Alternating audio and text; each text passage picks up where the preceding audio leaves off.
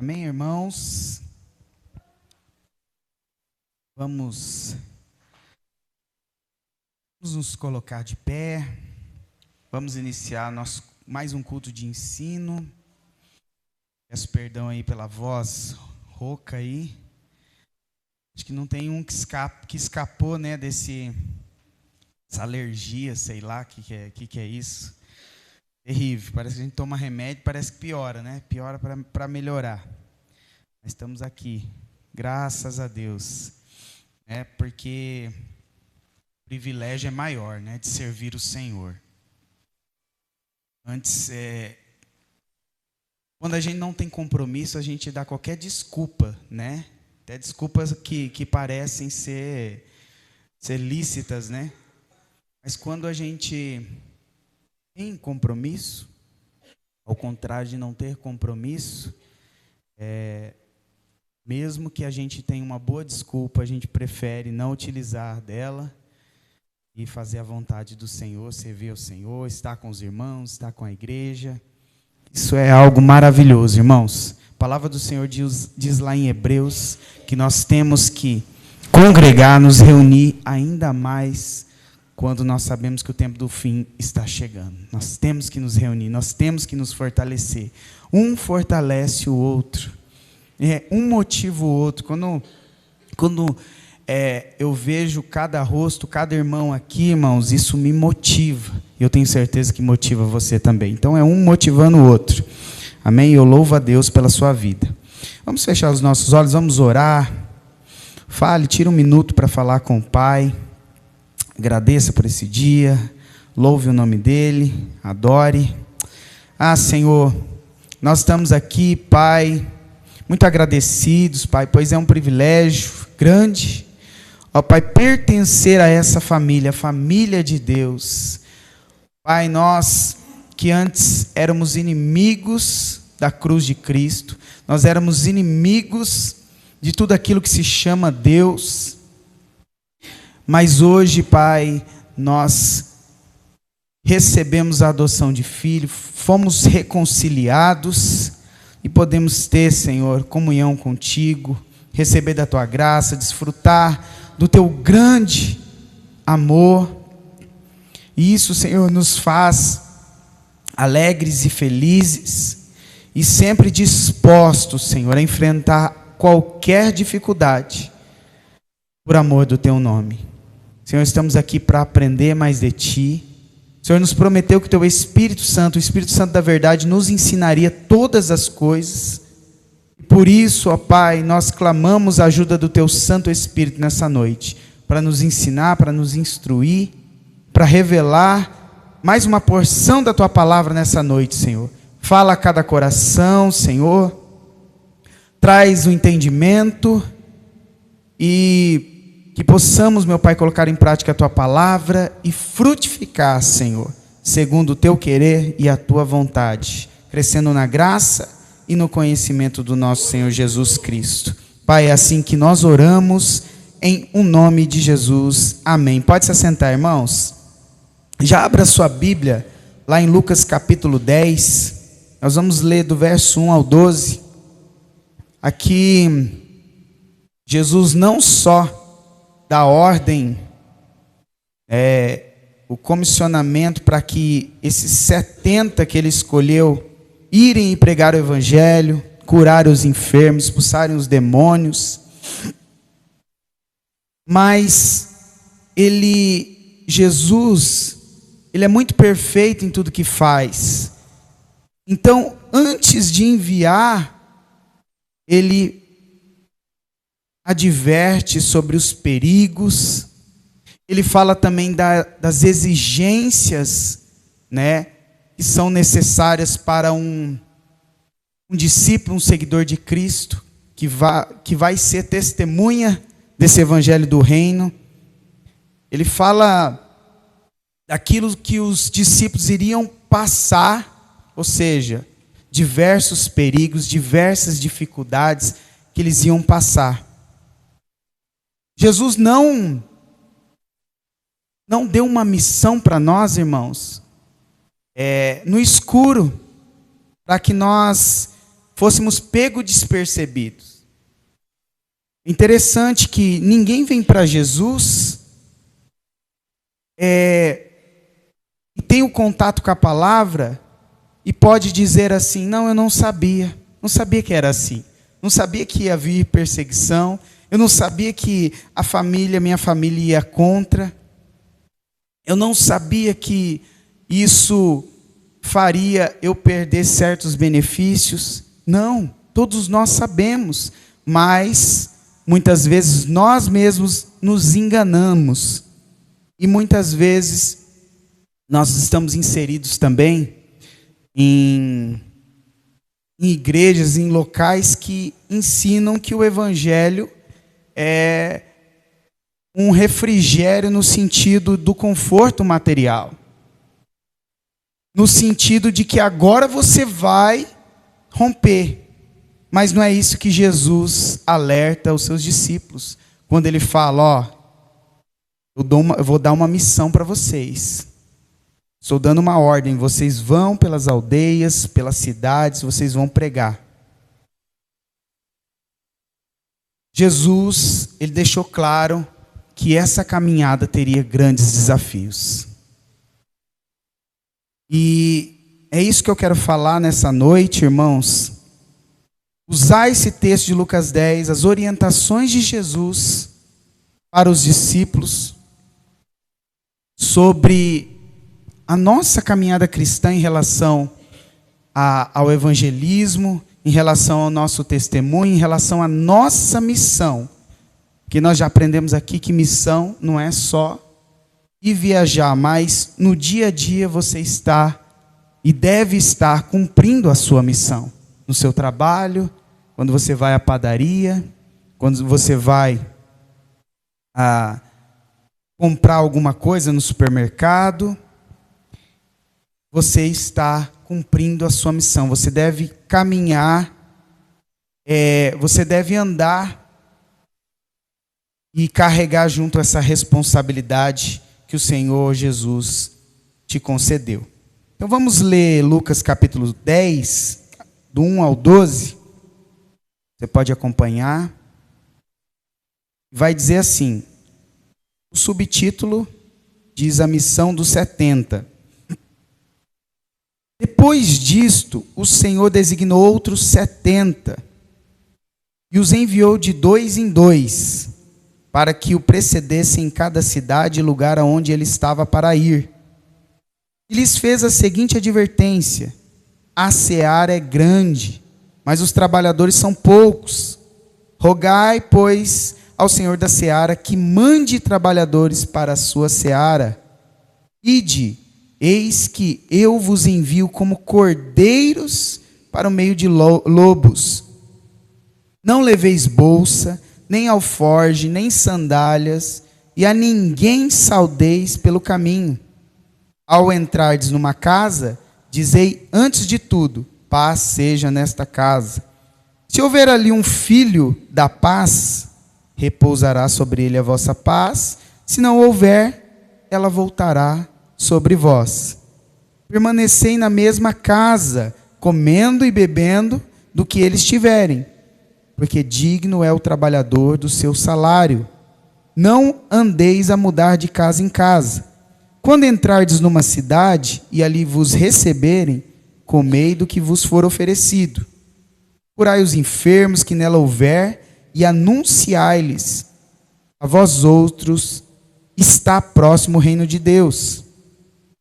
Quando, porém, entrardes numa cidade e não vos receberem, sai pelas ruas e clamai, até o pó da vossa cidade, que se nos pegou aos pés, sacudimos contra vós outros. Não obstante, sabei que está próximo o reino de Deus. Digo-vos que, naquele dia haverá menos rigor para Sodoma do que para aquela cidade. Texto forte, irmãos, e dentro desse texto aqui, nós vamos compreender não só a responsabilidade que nós temos, mas a responsabilidade que as pessoas que rejeitam também o evangelho têm. É uma via de mão dupla. Aqueles que recebem o evangelho de Cristo, que nós, como seus anunciadores, pregamos, esses recebem a salvação quando creem. Por outro lado, aqueles que rejeitam a palavra de Deus, isso nós temos que saber, tá, irmãos? Nós temos que saber porque Deus é amor, mas Ele é justiça. Aqueles que rejeitam o evangelho de Cristo, esses têm Cristo ou o evangelho como uma pedra de tropeço para a sua própria condenação. Assim como Jesus foi para aqueles que o rejeitaram. Ele veio para os seus e os seus não receberam.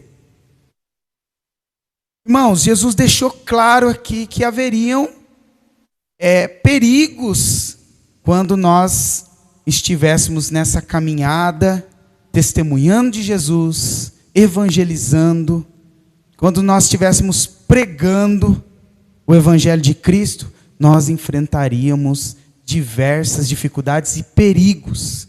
Nós seríamos como cordeiros, no meio de lobos. E o Senhor, mesmo assim, Ele nos capacita e nos dá a ordem para nós irmos e pregamos o Evangelho. O ID de Jesus, ele carrega a mesma responsabilidade que Jesus recebeu do Pai. Porque essa responsabilidade de pregar e de anunciar o Evangelho do Reino, Jesus recebeu do Pai e Ele também transferiu para nós.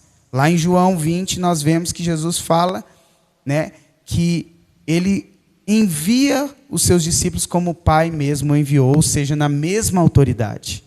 Então nós temos que entender essa responsabilidade que o próprio Jesus transfere para nós.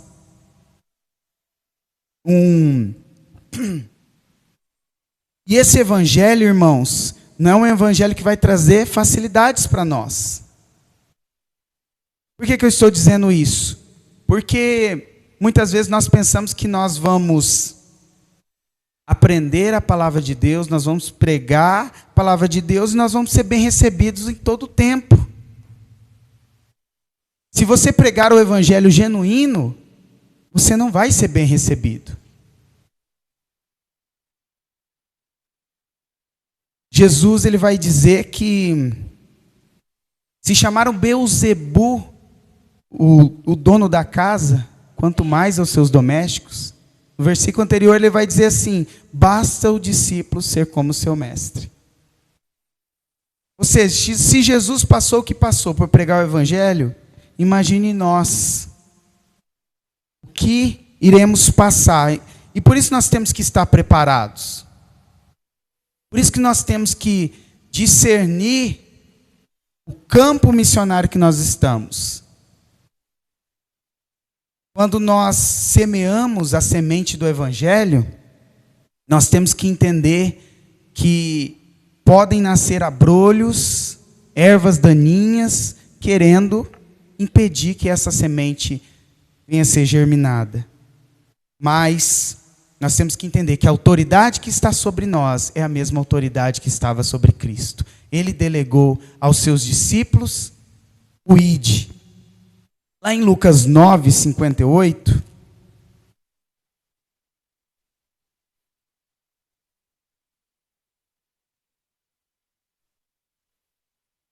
Jesus ele vai trazer uma amostra do que é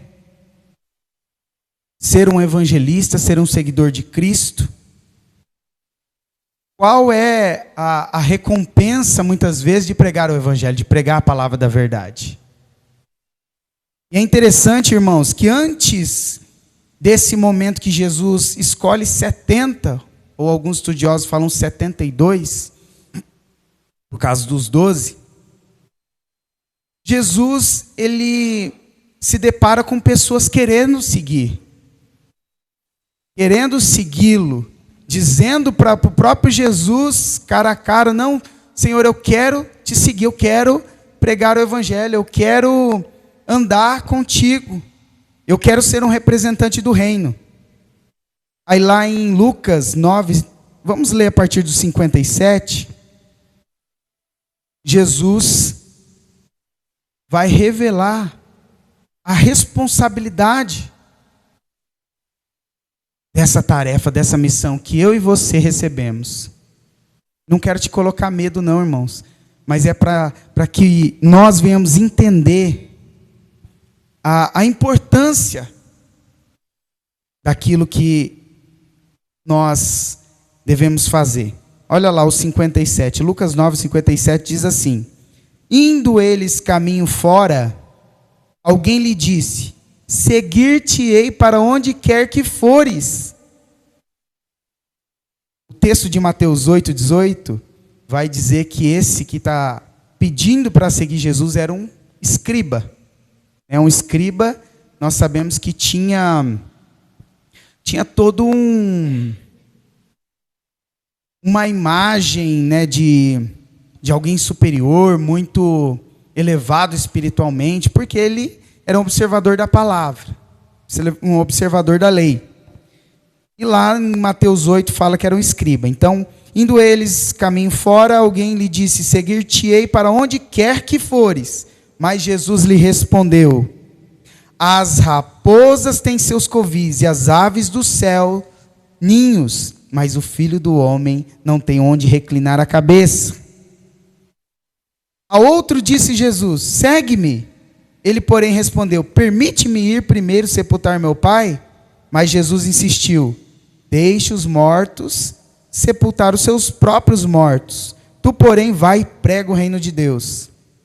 Outro lhe disse: seguir-te-ei, Senhor, mas deixe-me primeiro despedir-me dos de casa. Mas Jesus lhe replicou: ninguém que tendo posto a mão no arado, olha para trás, é apto para o reino de Deus. Dá para entender, irmãos, que a pregação do Evangelho, ela não é somente para aquele que tem uma simpatia pelo Evangelho, aquele que acha que vai ter benefícios terrenos por causa do Evangelho, aquele que usa o Evangelho de escada. Essa missão não é para essas pessoas. Que usa o Evangelho como degrau para aparecer. Esse Evangelho não combina com esse tipo de pessoa. Jesus logo vê que esse escriba não tinha disposição para deixar todo aquele glamour, porque os escribas passavam e as pessoas reverenciavam. Os fariseus passavam e as pessoas diziam: homem de Deus, homem muito sábio. Sem contar que eles tinham um salário, né, irmãos? Eles eram remunerados, e bem remunerados. Jesus está falando para esse escriba assim: ó, esse comissionamento é para quem renuncia tudo para cumprir esse chamado, para cumprir essa ordenança. Ele fala: as raposas têm seus covis, as aves têm seus ninhos, mas o Filho do Homem não tem aonde recostar sua cabeça. Ou seja, Jesus ele não estava dizendo assim: o Filho do Homem não tem onde recostar a cabeça, eu sou um sem teto. Não, Jesus morava na praia, irmãos, lá em Cafarnaum. Gostava de uma praia, né, Mag? Jesus, não é que Jesus estava dizendo que ele era um sem teto. Ele estava dizendo, irmãos, que se alguém desejasse segui-lo, deveria abandonar essa ideia de que ser um discípulo de Cristo traria conforto material para ele, traria fama, traria benefícios, né? Status, que Jesus era um mestre. Jesus falou: você tem que renunciar a essa ideia, não é assim que funciona, não. Não é assim que funciona. Irmãos, se nós pregarmos o evangelho verdadeiro de Cristo, nós vamos se deparar com essas situações de falta de reconhecimento, de perseguição, claro, hoje em dia mais ideológica, de vamos dizer assim, de acepção de pessoas, nós vamos passar por esse tipo de coisa. Mas que o discípulo de Cristo precisava renunciar tudo que fosse preciso. É isso que Jesus está dizendo. O Filho do Homem não tem onde recostar a sua cabeça. Até as aves do céu têm seus ninhos. Eles que não planejam construir algo, né, construir uma casa, até eles têm os seus ninhos, mas o Filho do Homem não tem. Nesse sentido de que ele renunciava a tudo para fazer a vontade do Pai. Até mesmo nós vemos, né, irmãos, que Jesus, quando foi pregado na cruz do madeiro, imagine Jesus pregado na cruz, ele não tinha como encostar a sua cabeça, nem mesmo firmar o seu corpo ali para que não fosse sufocado. Mas nós sabemos que esse sacrifício nos trouxe a vida eterna, nos trouxe uma esperança para uma vida vindoura. E é isso que interessava para Jesus. No verso 1, irmãos, o que nos chama a atenção aqui é que quando Jesus ele chama esses discípulos para uma expedição, vamos chamar assim, uma expedição evangelística, um evangelismo em massa, chama 70. Quando ele elabora ou programa essa expedição, ele determina que será de 2 em 2 aí pregar o evangelho. Por que de 2 em 2? Irmãos, essa é uma estratégia que nós temos que trazer para nós também. Quando nós vamos sair para evangelizar, quando nós vamos sair para algo mais específico, né, na casa de alguém, o melhor não é ir sozinho, o melhor é ir em 2 em 2. Por quê? Irmãos, tantas coisas podem acontecer numa visita, tantas coisas podem acontecer num evangelismo de rua. Nos dias de hoje, irmãos, tudo pode acontecer. Hostilidade da parte daquele que de repente se incomoda com aquilo que você está fazendo, ou se incomoda com aquilo que você está falando, porque é o evangelho de Cristo. E Eclesiastes 4, 9 a 12 vai dizer que é melhor 2 do que 1. Né? Melhor é serem 2 do que 1. Porque tem melhor paga do seu salário. Porque se um cair, o outro levanta. Mas ai do que estiver só, pois caindo não haverá outro que o levante. Também se 2 dormirem juntos, eles se aquentarão. Mas um só, como se aquentará? E se alguém prevalecer contra um, os 2 lhes resistirão. E o cordão de 3 dobras não se quebra tão depressa. Então, é melhor 2 do que 1. Jesus, ele nos traz essa estratégia, irmãos, que até para os dias de hoje é válido nós levarmos em consideração. E aqui o cordão de 3 dobras, muita gente, né, leva para o lado do casamento, né, mas no contexto não tem nada a ver com casamento, tá, irmãos? Está falando realmente dessa união, né, dessa concordância, né, que 2 podem ter juntamente com o céu. Aquilo que ligares na terra será ligado no céu. Então o cordão de 3 dobras são 2 pessoas com o Senhor Deus, testificando, confirmando e chancelando aquilo que aquelas 2 pessoas estão, e com certeza esse cordão não quebra. Segundo ponto, no versículo 2, irmãos, nós lemos também algo interessante que nós precisamos observar, quando nós pensamos em evangelismo.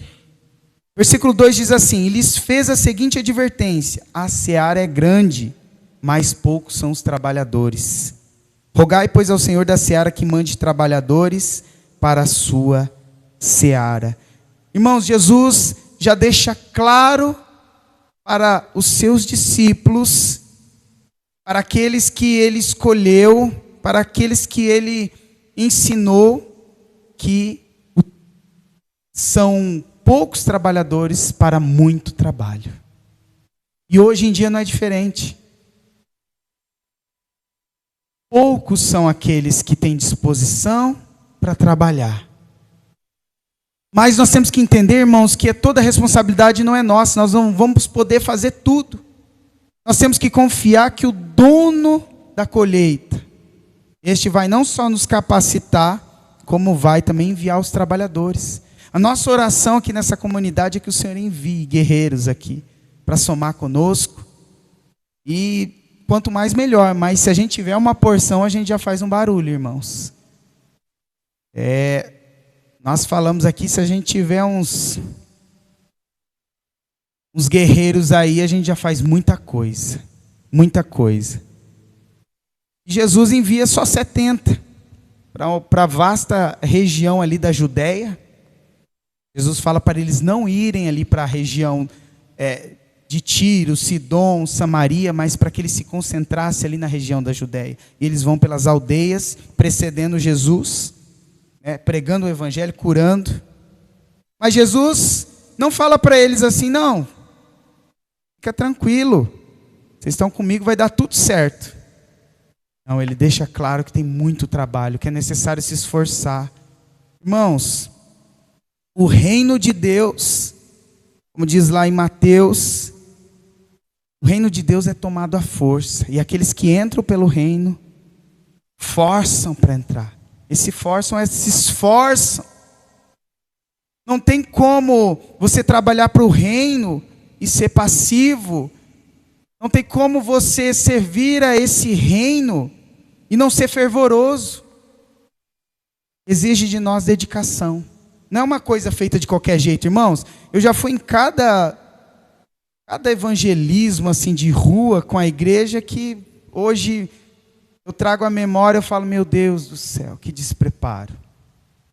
Sempre frisando, irmão, você não precisa ser um teólogo, mas você precisa ter um mínimo de estratégia, de leitura, que nós falamos aqui, de se inserir no contexto cultural. Você precisa ter um mínimo. Pessoas que totalmente despreparadas, ou fazendo de qualquer forma, e não alcançando nenhum resultado. Nenhum resultado. E Jesus está falando aqui, Ele está dando uma advertência, que o desafio é muito grande, e poucos são os trabalhadores, mas que nós que somos os trabalhadores, nós temos que rogar, nós temos que clamar ao Senhor, para que mande mais trabalhadores.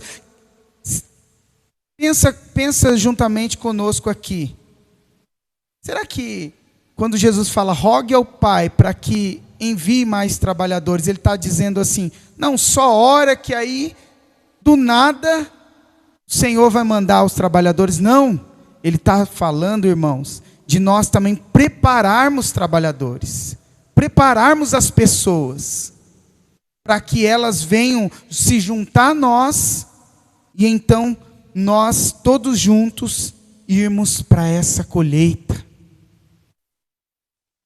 Nós temos que nos unir no mesmo propósito, porque grande é a seara. Nós temos que confiar que o Senhor, Ele nos capacita para isso. Muitas vezes eu vejo muitos missionários também se frustrando, às vezes por não receber a maioria das vezes o recurso financeiro, não ter o recurso financeiro para fazer aquele determinado projeto, e ele fica se culpando, por que não está dando certo, por que não estou conseguindo evangelizar essa família, essa pessoa, por que não está... Irmãos, nós temos que ter a consciência que o dono da seara, Ele mesmo chama os trabalhadores, Ele mesmo capacita os trabalhadores, mas a colheita tem o seu tempo de colher. Cada colheita tem o seu tempo. Então nós também não podemos nos cobrar de forma demasiada, como muitos se cobram. Um exemplo, você tem projeto de evangelizar aquela família que você quer que elas conheçam Jesus. Aí você começa ali um trabalho de evangelismo, visita, começa a ter um tempo de comunhão com essa pessoa, e aí você começa a pregar para essa pessoa, para essa família, e o resultado não vem. E aí você começa a se culpar. Claro que nós temos que fazer uma análise. Tudo que nós temos aprendido serve de ferramenta para nós utilizarmos no evangelismo. Mas nós não podemos nos frustrar, irmãos, porque a colheita é do Senhor. O tempo é dele. Paulo fala assim: eu plantei, Apolo regou, mas é Deus que dá o crescimento. Muitas vezes você vai plantar e outro vai regar, e ao Senhor vai dar o crescimento daquela vida. Então, se preocupe em simplesmente ter dedicação, porque o Senhor, Ele diz que o trabalho é árduo, então nós precisamos ter dedicação. No versículo 3, não se perde aí não, irmãos, nós estamos sem aqui, a Bíblia aqui, mas acompanha aí para você não se perder. O versículo 3 diz assim, aí Jesus dá a ordem: ide, eis que eu vos envio como cordeiros para o meio de lobos. Irmãos, tenha certeza absoluta, a partir do momento que você abrir a sua boca para pregar o evangelho, você se torna um alvo de vários predadores, principalmente dos lobos, tá? Principalmente dos lobos. E você vai sofrer ataques em forma de perseguição, em forma de rejeição. Tudo isso vai estar garantido nessa caminhada. Rejeição, são ataques contra a sua pessoa, mas querendo atingir a Cristo. E todo o propósito que o Senhor te direcionar, o Espírito Santo te direcionar, vai ter oposição. Vai ter oposição. Se não tiver, irmãos, tem alguma coisa errada. Ou você não está pregando o Evangelho, ou não tem outra opção. Não tem outra opção. A palavra do Senhor diz: se chamaram o dono da casa Belzebu, quanto mais os seus domésticos. Quanto mais os seus domésticos. Lembre-se lá em Atos 9, 15 e 16, e quando Ananias recebe a ordem do Espírito Santo para ir até Paulo na rua direita, lá em Damasco. Claro, Ananias sabia da fama de Paulo, ele teme, argumenta contra o Espírito Santo: mas ele persegue os cristãos. O Espírito Santo continua persuadindo ele para que vá, e ele obedece e vai até Paulo. E Atos 9, capítulo 15, o texto vai dizer o seguinte: mas o Senhor lhe disse: vai, porque este é para mim um instrumento escolhido para levar o meu nome perante os gentios e reis, bem como perante os filhos de Israel. Falando do apóstolo Paulo: pois eu lhe mostrarei quanto lhe importa sofrer pelo meu nome. Irmãos, o Espírito Santo orientou Ananias a dizer para Paulo: ó Paulo, o Senhor te chamou para pregar o Evangelho, para ser um missionário, para evangelizar para os gentios, para as autoridades. Mas ó Paulo, você vai saber o quanto você vai sofrer por causa do nome de Cristo. Você vai sofrer muito por causa do nome de Cristo. Então, irmãos, essa viagem é uma viagem que tem muitos espinhos. Mas graças a Deus que o Senhor nos manda tomar a armadura de Deus que nos está proposta. O capacete da salvação, o escudo da fé, a couraça da justiça. o cinturão da verdade. Tudo isso nos está proposto para que nós venhamos vencer essas dificuldades. Mais ainda em Mateus 10, 24, irmãos.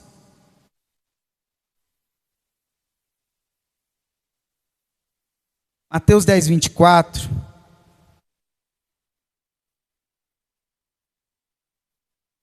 É o texto que eu falei, mas eu vou continuar. Aqui é o 26, 10, 26.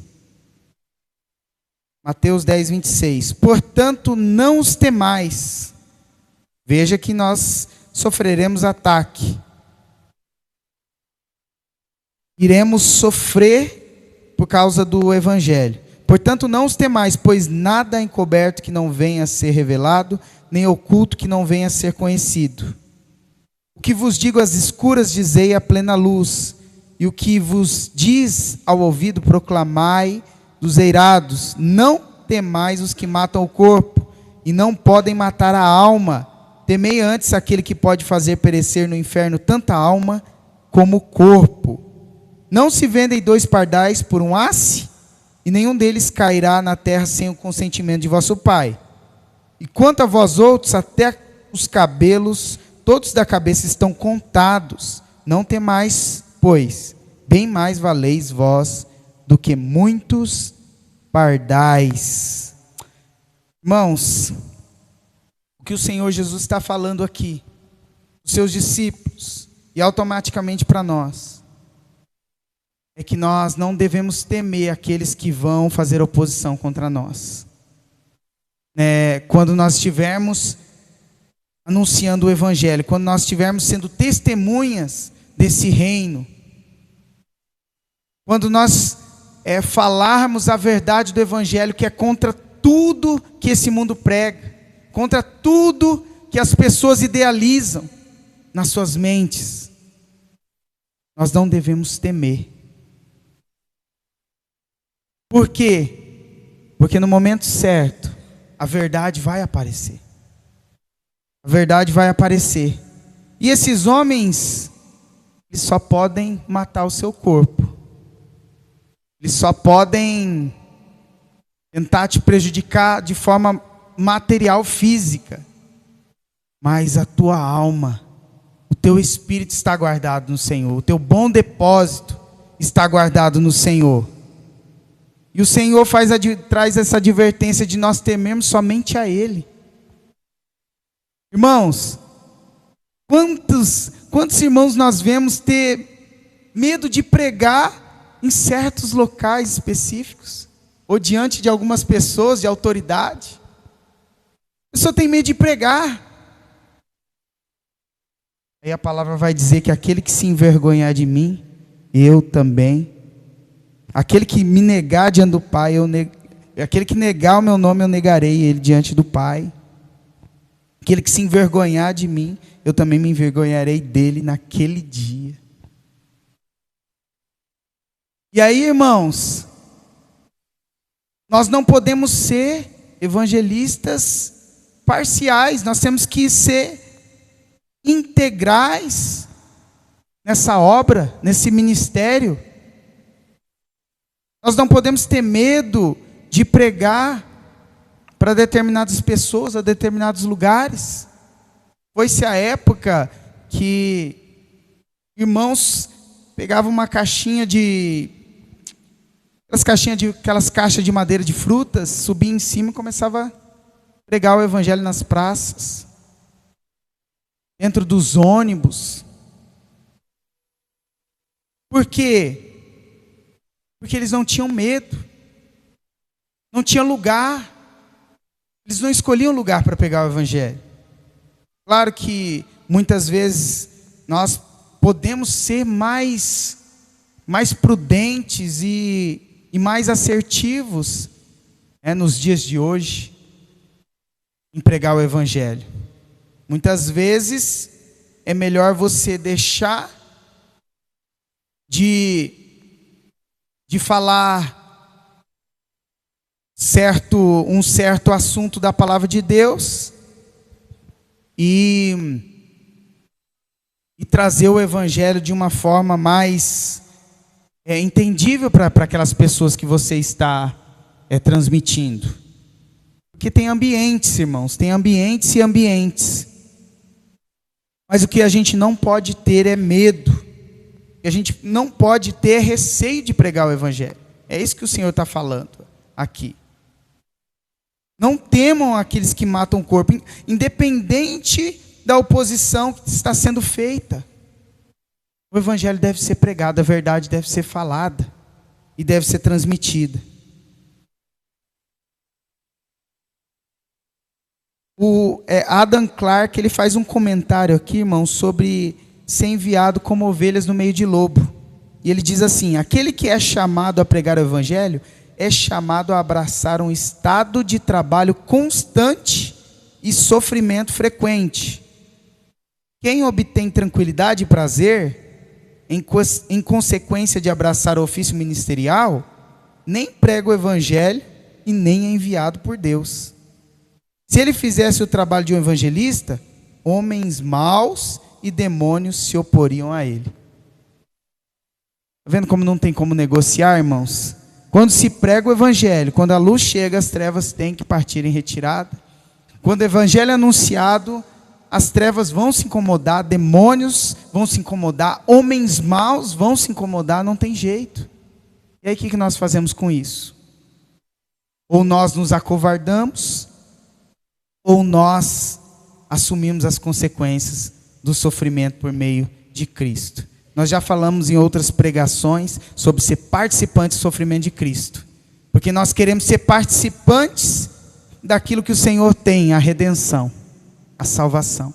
Mas não queremos participar do vitupério de Cristo, da cruz de Cristo.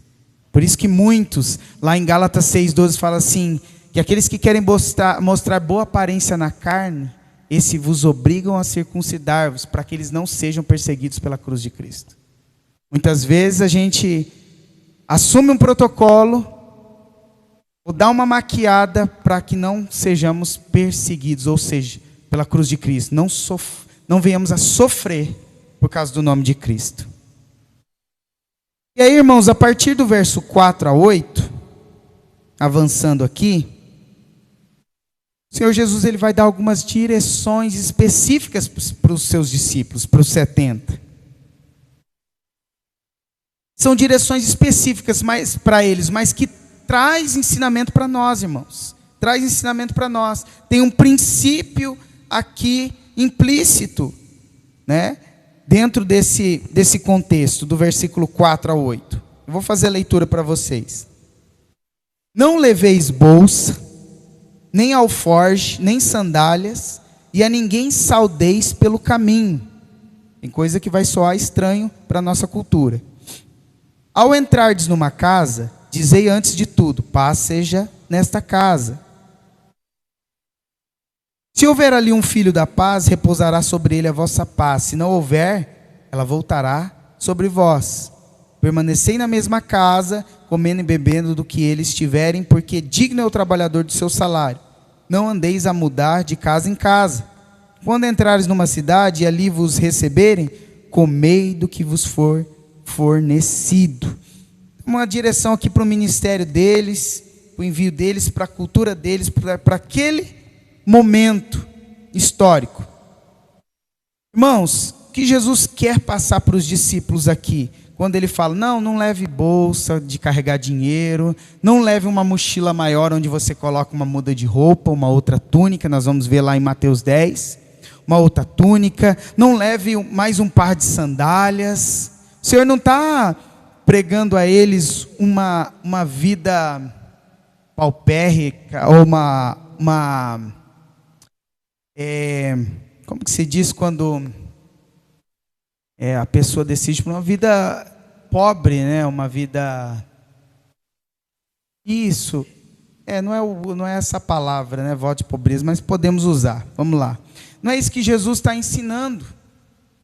Jesus ele está dizendo para eles não se preocuparem com isso, porque no próprio contexto está dizendo, trabalhador é digno do seu salário. A preocupação dos discípulos de Cristo, daqueles que proclamam o Evangelho, não deve ser material quando está fazendo a obra. É isso que eu estava falando, que os missionários, eles se frustram, por muitas vezes não ter os recursos para atender aquela denominada aldeia, aquele povoado, se frustram, mas eles não devem se preocupar com isso. O Senhor está falando, não se preocupe com essas coisas, dinheiro, roupa,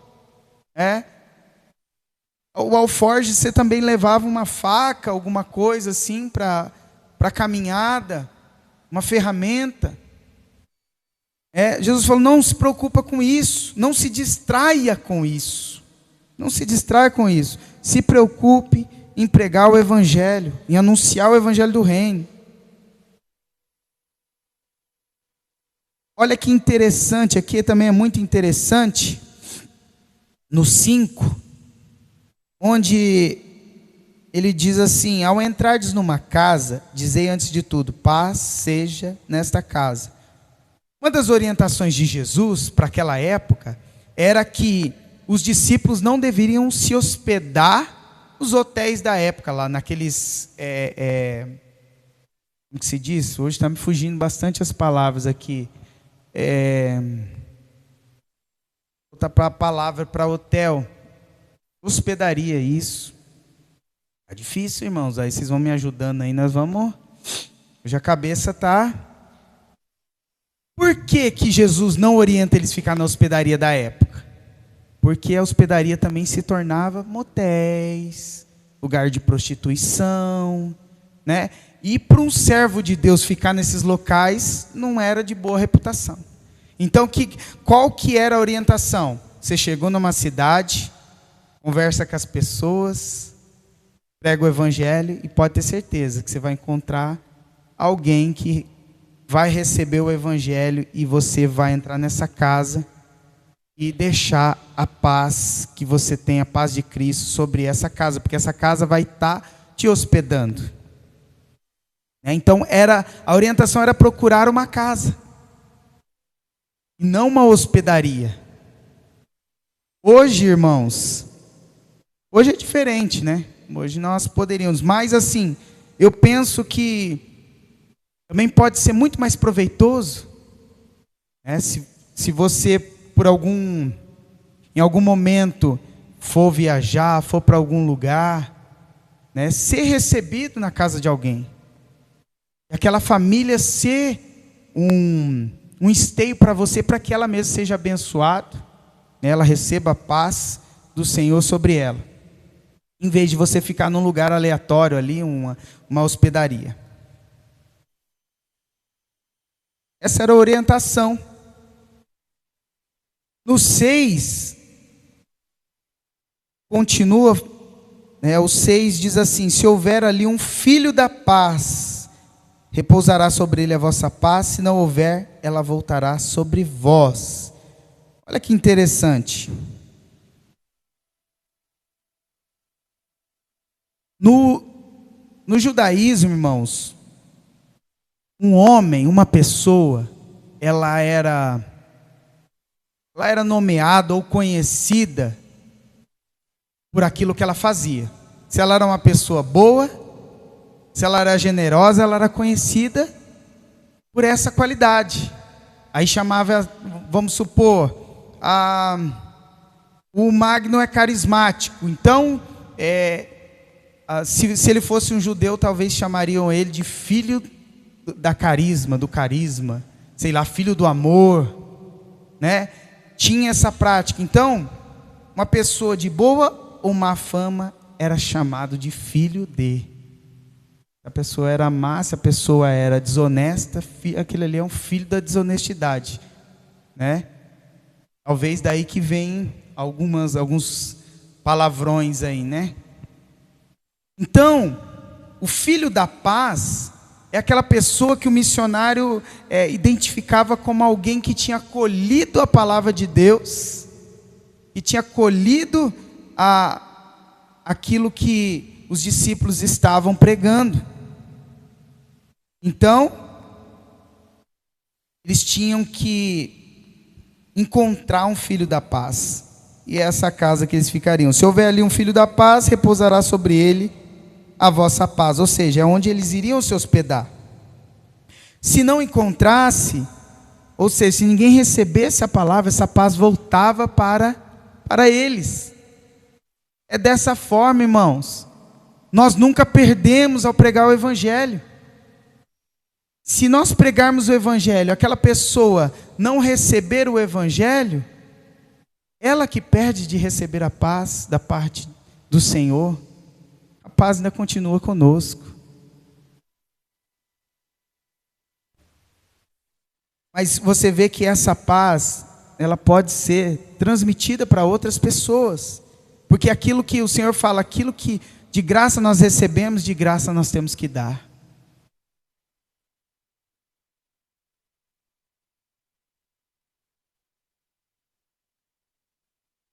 Então, os discípulos, eles não ficavam na casa de alguém que tivesse uma má reputação. Veja só, irmãos. Vamos tomar isso como uma orientação para nós. Às vezes, nós vemos por aí, as pessoas preferindo ficar, mesmo sabendo talvez da índole de alguém, preferindo ficar numa casa onde tem mais conforto, do que numa casa onde a família é íntegra.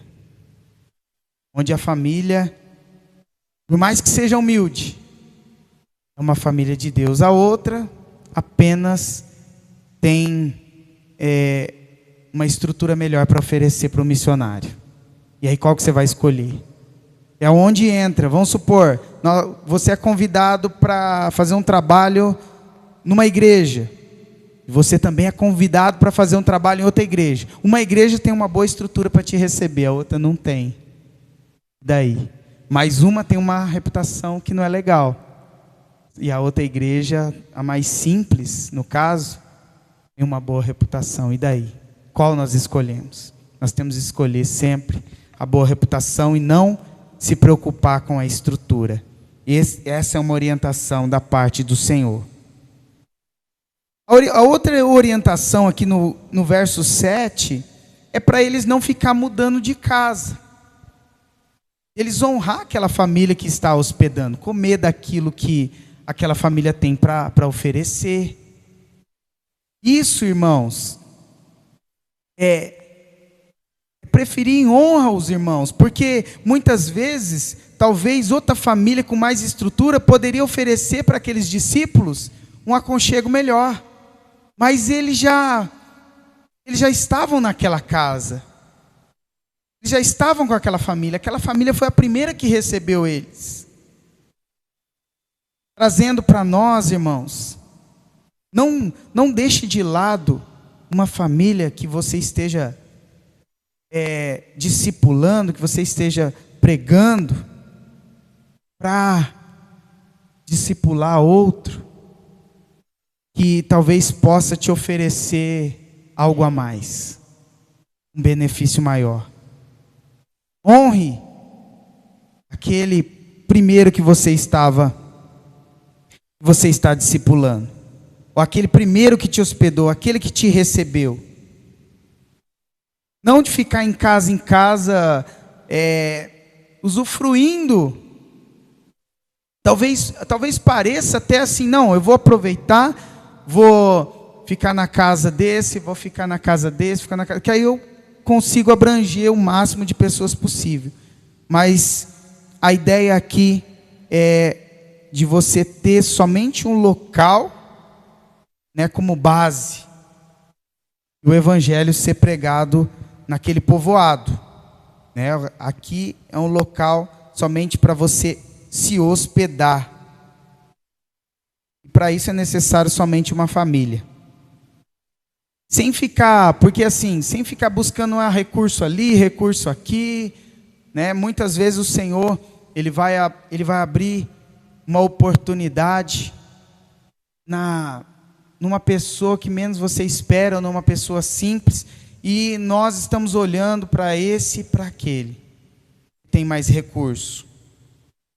E isso não é o que o Senhor Jesus está orientando aqui.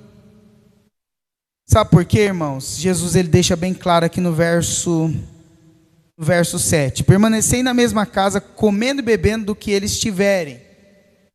Por quê? Porque digno é o trabalhador do seu salário. Irmãos, novamente o Senhor vem frisar essa preocupação que nós não devemos ter, porque digno é o trabalhador do seu salário. Se você está dedicando o seu tempo a ensinar, a evangelizar, pode ter certeza, irmãos, não vai te faltar nada. O Senhor vai, porque muitas vezes você tem que renunciar a algumas coisas, abdicar de tempo para trazer ensino, para trazer refrigério, para trazer conforto, para trazer esperança para aquele que necessita. E aí muitas vezes você fala: meu Deus, eu estou perdendo de fazer outras coisas. Estou perdendo de fazer outras coisas. E o Senhor está falando assim: não, você está trabalhando para o reino. E digno é o trabalhador do seu salário. Irmãos,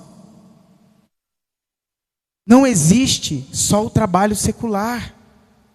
Não existe só esse tipo de trabalho no comércio ou esse trabalho físico. É bem claro que quando nós pregamos o Evangelho, quando nós obedecemos essa comissão, nós estamos trabalhando. Você é um trabalhador do reino, você é um servo do reino. É muito interessante, irmãos, quando eu falo do nosso testemunho da nossa família, e nós abdicamos do trabalho, do salário, da paga, da dignidade do homem, entre aspas, para trabalhar somente para o Senhor, com uma ordem específica para a nossa casa. E as pessoas falaram que a gente não estava trabalhando, e a gente estava o tempo todo trabalhando para o Senhor, evangelizando, para todo tipo de pessoa, atendendo todo tipo de pessoa.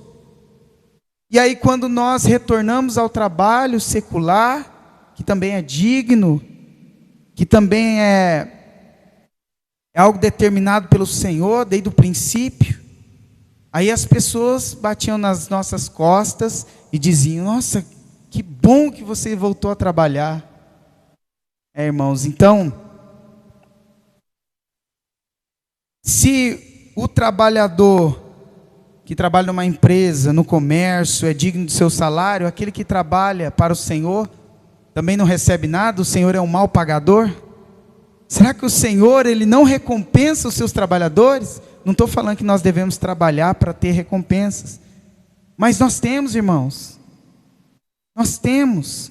Por isso que nós temos que equilibrar essa questão do nosso trabalho secular e o serviço a Deus. Nós estamos aqui na igreja, nós trabalhamos, nós mantemos a casa em ordem, nós servimos os irmãos, servimos a igreja, estamos trabalhando, e o Senhor nos recompensa em tudo. Não pense que você está perdendo tempo ao participar do ministério aqui na igreja, de estar evangelizando fora, depois que você chega do seu trabalho cansado, você fala: não, eu vou dar uma atenção àquele irmão, eu vou fazer uma visita, eu vou na minha família, eu vou lá, eu sei que mesmo que eles não venham gostar, eu vou lá, eu vou devagarzinho, eu vou falando da palavra, mesmo que tenha barreiras, eu vou lá, vou me esforçar. Irmãos, tem salário, tem paga, para mim e para você. O Senhor sabe muito bem recompensar. Ele está dando a garantia aqui. Ele está dizendo: digno é o trabalhador de seu salário. Ele está falando para os discípulos: da mesma forma que vocês trabalham e recebem, da mesma forma quando vocês trabalham para mim, e quando vocês investem no reino, quando vocês servem esse reino, vocês recebem também. O verso 9, o Senhor continua orientando: curai os enfermos que nela houverem, anunciar-lhes a voz, está próximo o reino de Deus. Veja que o evangelho aqui que Jesus fala para pregar é o evangelho de arrependimento e de compromisso. O reino de Deus está próximo. E como que você está em relação ao reino de Deus? Ele já questiona, ele já confronta. É um evangelho que confronta. Não é o evangelho de Jesus te ama. É um evangelho que te confronta. O reino de Deus está próximo. Curar os enfermos. Os sinais, irmãos, pode ter certeza. Quando o Senhor envia seus missionários a pregar, a evangelizar, quando o Senhor te coloca num lar, quando o Senhor te usa na tua família, você pode ter certeza, irmãos, Deus vai fazer a obra na vida daqueles que ali estão.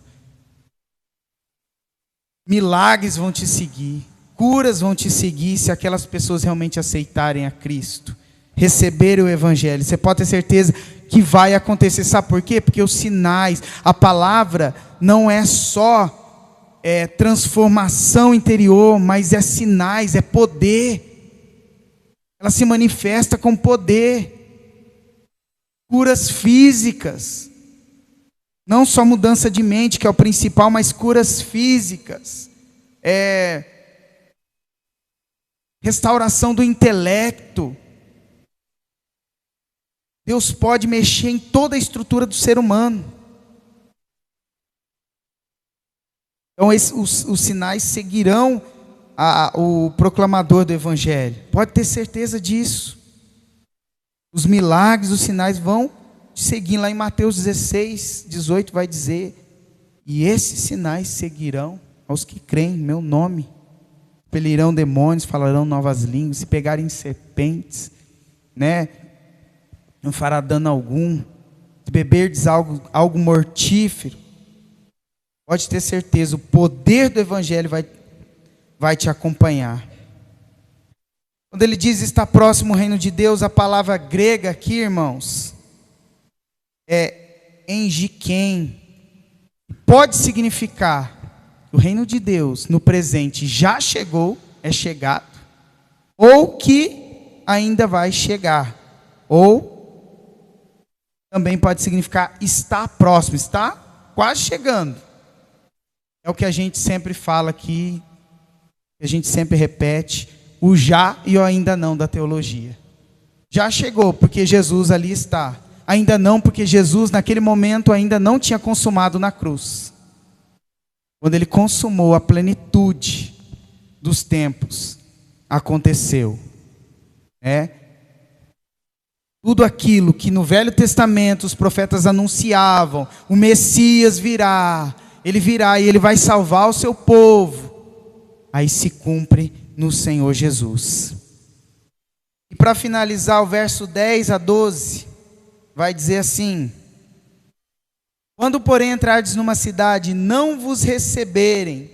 Olha, irmão, isso aqui é importante a gente entender. Quando porém entrardes numa cidade, não vos receberem, sai pelas ruas e clamai, até o pó da vossa cidade, que se nos pegou aos pés, sacudimos contra vós outros. Não obstante, sabei que está próximo o reino de Deus. Digo-vos que naquele dia haverá menos rigor para Sodoma do que para aquela cidade. Irmãos, o Evangelho de Cristo é um divisor de águas. O Evangelho de Cristo é salvação, é pedra de tropeço. O Evangelho de Cristo é vida ou morte. É a pessoa que escolhe. É a pessoa que escolhe. Por que nós temos que saber isso? Porque nós somos aqueles que vamos transmitir. Nós temos que saber. Por isso que o Senhor falou assim, para os discípulos, ele deu toda a autoridade, Ele, como o Pai me enviou, eu envio vocês. E aí ele fala assim: se perdoardes os pecados, serão perdoados. Se retiverdes os pecados, serão retidos. Por quê? Se aquelas pessoas não ouvirem a palavra, os pecados delas vão ser retidos. Mas se elas ouvirem a palavra e obedecer, os pecados vão ser perdoados. Não é que os discípulos iam perdoar, as pessoas iam vir assim: não, eu perdoo os pecados de vocês, igual nós vemos aí. No caso, padres fazendo isso, perdoando pecados. Você confessa lá e o padre te dá uma estratégia ali, vamos colocar assim, para você ter os pecados perdoados, ele te perdoa, enfim. Não, o sentido desse texto não é esse. O sentido desse texto é que ao anunciar o evangelho de Cristo, quem recebe se arrepende e é perdoado. Quem não recebe, os pecados estão retidos. Não são perdoados. E aí, irmãos, por que nós temos que entender isso? Quando nós pregarmos o evangelho, aquela cidade, no caso, ou aquela pessoa não recebe, a orientação de Jesus aqui para os discípulos é que eles publicamente sacudissem o pó da sandália e falaram, nem o pó nós vamos levar, nós estamos sacudindo contra vocês. O reino de Deus está próximo, se arrependam. Porque se vocês não se arrependerem, vocês vão ficar de fora. E aí nós vamos com todo cuidadinho, irmãos. Quando o evangelho é rejeitado, nós falamos, não, mas Jesus te ama. Irmãos, nós às vezes insistimos, não estou falando para a gente não agir com misericórdia. Nós temos que fazer a leitura, né, de cada caso. Mas quando nós insistimos em pessoas que não querem ouvir, já deixaram claro que não querem saber desse evangelho, não querem compromisso, nós estamos jogando pérola aos porcos, aquilo que é sagrado aos cães. Pare! Aqui a orientação é sair dessa cidade e ir para outra, ou seja, deixa essa pessoa de lado e vai para outra. Se um dia ela realmente se arrepender e tiver o desejo de ouvir novamente, claro, nós vamos estar sempre dispostos. Mas essa pessoa ela tem que entender, quando os discípulos sacudiam pó publicamente para aquelas pessoas elas ficavam sabendo que elas estavam rejeitando aquele evangelho, que elas estavam rejeitando Jesus Cristo. Eles eram sabedores, tudo bem, vocês não querem, é direito de vocês, mas vocês estão rejeitando a salvação de vocês, o único caminho. Vocês têm que saber disso. As pessoas têm que saber, irmãos. As pessoas precisam saber que o evangelho de Cristo é o único caminho. Você não vai ofender, claro, o receptor da palavra, mas você vai dizer, meu irmão, eu tenho que falar para você. Se você não receber essa palavra no teu coração, se você não aplicar essa palavra, se você não viver conforme esse manual divino, não tem salvação para você. Não tem. Se você não receber Jesus Cristo na sua vida, não tem salvação para você. Infelizmente você vai ficar de fora. E eu não quero que você fique de fora. Irmãos, Jesus é categórico. Olha como que ele é categórico. Quando porém entrardes numa cidade e não vos receberem, sai pelas ruas e clamai. Clamor é mais do que pedir. Clamor é mais do que pedir. Até o pó da vossa cidade que se nos pegou aos pés, sacudimos contra vocês. Não obstante sabei que está próximo o reino de Deus. Digo-vos que naquele dia haverá menos rigor para Sodoma do que para aquela cidade. Porque, irmãos, aqueles que ouvem o evangelho, isso eu sempre falo, e quando eu tenho oportunidade eu falo para aqueles que rejeitam. Porque muitos, irmãos, vêm diante de nós procurar uma ajuda, né? Porque não estão concordando com coisa ali, coisa aqui, e aí nós esclarecemos, mas essa pessoa não toma uma posição. E aí ela ouviu a verdade. Ela até mesmo entendeu que aquilo realmente é verdade, mas ela não quer se posicionar devido a muitos elementos, seja a sua própria reputação, seja aquilo que ela vai precisar renunciar. Então ela não se posiciona diante de Cristo, diante daquele evangelho da verdade. E aí sabe o que acontece?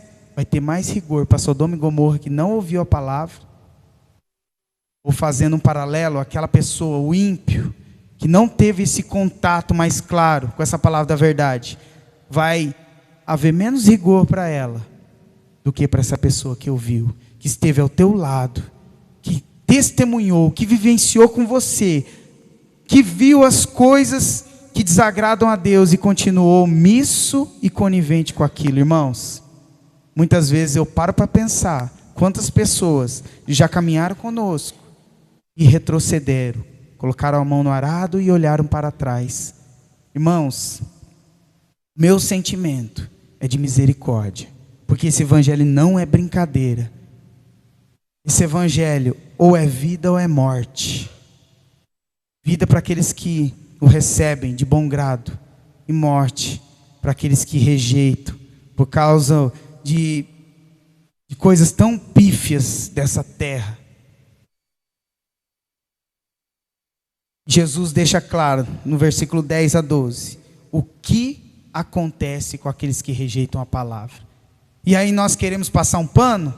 O próprio Jesus falando o que vai acontecer com aquele que rejeita, que ouve a palavra e a rejeita, e nós queremos passar um pano.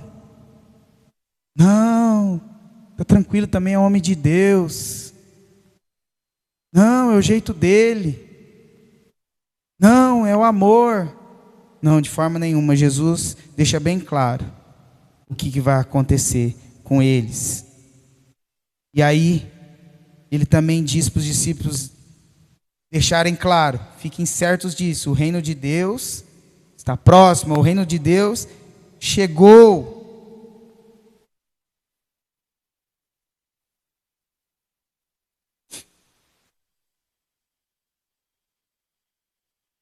Naquele dia haverá mais tolerância para Sodoma e Gomorra do que para aquela cidade. É muito forte essa palavra, irmãos.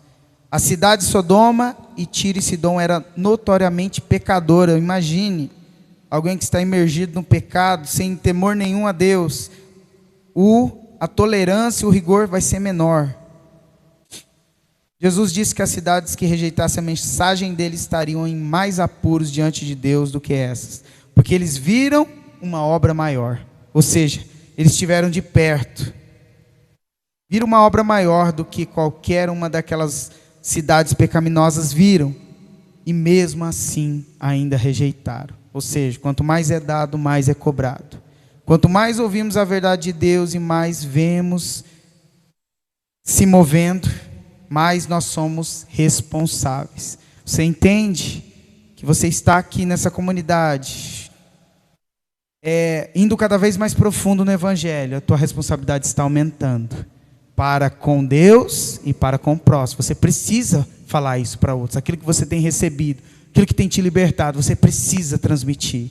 A responsabilidade só vai aumentando para nós. Já aí as pessoas aqui no 13 em diante que nós não lemos, Corazim, Betsaida e Cafarnaum tinham recebido, visto sinais de Jesus, irmãos, e não creram. Não creram. E aí, o verso 17, eu acho interessante. Os discípulos regressam todos felizes que os demônios se submetiam ao nome de Jesus e aquela coisa. Jesus joga meio que um balde de água fria neles, que eles não deveriam só se alegrar, claro, do resultado daquela missão, que foi bem sucedida, mas que eles deveriam se alegrar de permanecer em Cristo, para que o nome deles continuasse escrito no livro da vida, porque o nome deles estava escrito no livro da vida, porque eles eram servos de Cristo, estavam na obra de Jesus, no ministério que Jesus entregou a eles. E o verso 21 a 24 que eu quero ler, para a gente encerrar. Jesus, ele faz uma constatação, e eu acho muito linda essa constatação. E eu quero que você se sinta dentro dessa constatação, ou dentro desse grupo que Jesus louva a Deus, que Jesus exulta diante de Deus por causa desses discípulos, por causa desses que enfrentam todo tipo de dificuldade por amor a Cristo e sofrem por causa do amor a Cristo. Diz assim: naquela mesma hora se alegrou Jesus no Espírito Santo, ou seja, juntamente com o Espírito ele se alegrou, e disse: graças te dou, ó Pai, Senhor do céu e da terra, que escondeste essas coisas aos sábios e inteligentes, ou seja, os poderosos da terra, os influentes, os famosos, e as revelastes às criancinhas. Assim é, ó Pai, porque assim te aprouve. Tudo por meu Pai foi entregue, e ninguém conhece quem é o Filho senão o Pai, e nem quem é o Pai senão o Filho, e aquele a quem o Filho quiser revelar. E voltando-se para os discípulos, disse-lhes, em particular: bem-aventurados os olhos que veem o que vós vedes. Pois vos digo que muitos profetas e reis desejaram ver o que vós vedes, e não viram, e ouvir o que ouvis, e não o ouviram. Irmãos, nós somos privilegiados por receber tamanho privilégio de anunciar o Evangelho. A responsabilidade é grande? Na mesma proporção, é o privilégio, a recompensa, a graça de Deus para mim e para você. Por isso, o Senhor, Ele fala dos perigos, Ele fala, tem exigência sim, mas Ele fala, todo trabalhador é digno do seu salário. E também bem-aventurados estes que anunciam o Evangelho, com seus olhos veem, com seus ouvidos ouvem, aquilo que os profetas, Abraão queria pregar esse Evangelho aqui, a plenitude desse Evangelho. Abraão via de forma, como sombra, né? Ele tinha um vislumbre daquilo que seria o Evangelho, não de forma completa. Nós temos de forma completa e devemos anunciar esse Evangelho a todos que nós podemos alcançar. Amém, irmãos? Que essa palavra venha frutificar no teu coração, que ela venha te incitar, incentivar você a ir fundo nessa missão, que é para todos nós. E eu tenho certeza que você também vai se beneficiar disso. E quando chegar naquele dia, irmãos, o Senhor vai falar assim: vem para o gozo do seu Senhor, e Ele vai te entregar o galardão. Pode ter certeza que Ele tem galardão preparado. Não é pedrinha na coroa não, tá, irmãos? O pessoal faz essa analogia aí, mas nós não encontramos isso aí na Bíblia não. Mas tem galardão, tá? Tem galardão. Nós não sabemos ao certo que é esse galardão, mas tem galardão para mim e para você. Amém? Vamos colocar de pé.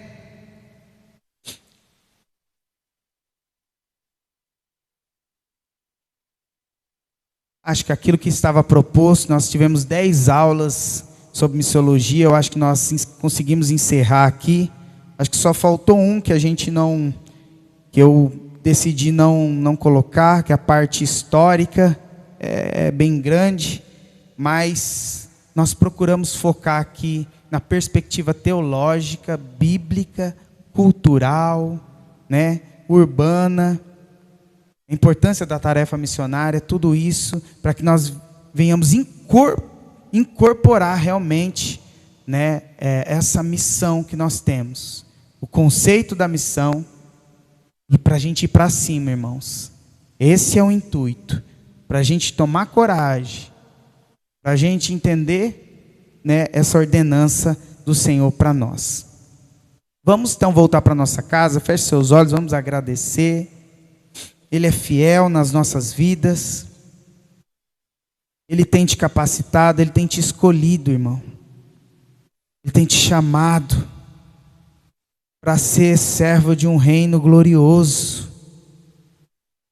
Um reino, irmãos, que trabalhar, servir não é um fardo, é uma bem-aventurança, é um privilégio.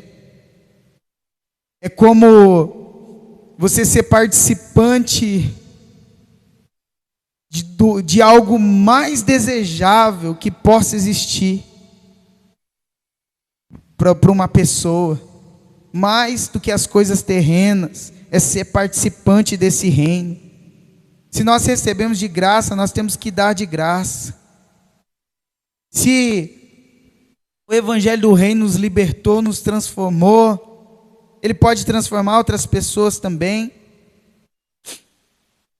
Ele pode transformar aquelas pessoas que não tinham esperança, perspectiva nenhuma de vida, em trabalhadores da sua seara.